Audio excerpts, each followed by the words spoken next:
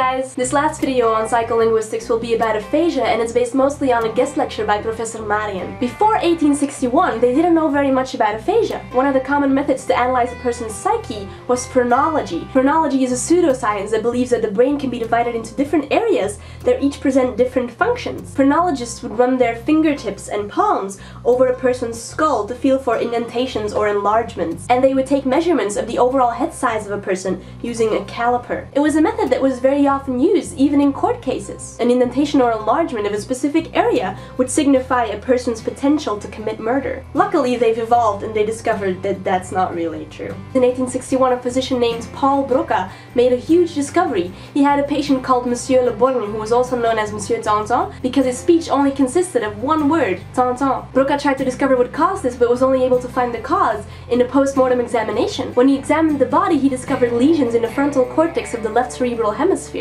These lesions covered the area responsible for speech production, which affected the person's syntactic skills. Patients with a lesion in the Broca region have what's called Broca's aphasia, which is a non-fluent expressive aphasia. This means that they have trouble wording their thoughts. While they have no trouble understanding other people, they find it very difficult to form grammatical or even just full sentences. On YouTube I found a video of a patient who has Broca's aphasia, and the uploader was kind enough to let me use the footage, so here's a video of what a person who has Broca's aphasia sounds like. What happened? Can you remember what happened?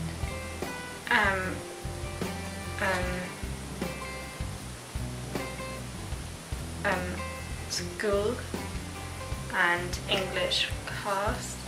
Okay. And I book and I read it aloud, but I can't because stroke.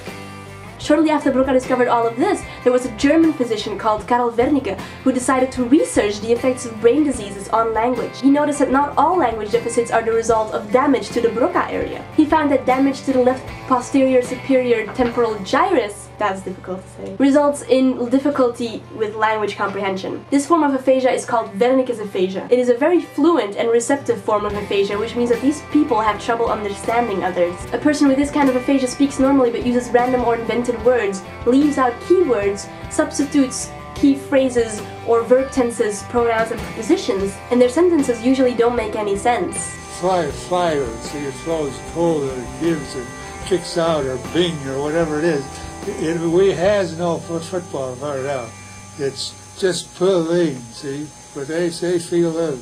A person with this aphasia cannot understand spoken words of others, or even read written words. These types of aphasia are usually caused by lesions in language-relevant areas. While there's no one single cure for aphasia, people have been known to recover partially through specific treatments and therapy. It wasn't a very long lecture, so my information on aphasia is kind of limited. It was a very interesting session though, and I really enjoyed it, and also the guy brought a human brain to class. Kinda cool. Anyway, this was the last of the psycholinguistics videos, and I hope the second semester has an equally interesting course that I get to share with you guys. I really enjoyed making these videos, and I hope you've enjoyed them as well. I hope you will. Take care, and peace out! Oh, I just stood and watched the rain.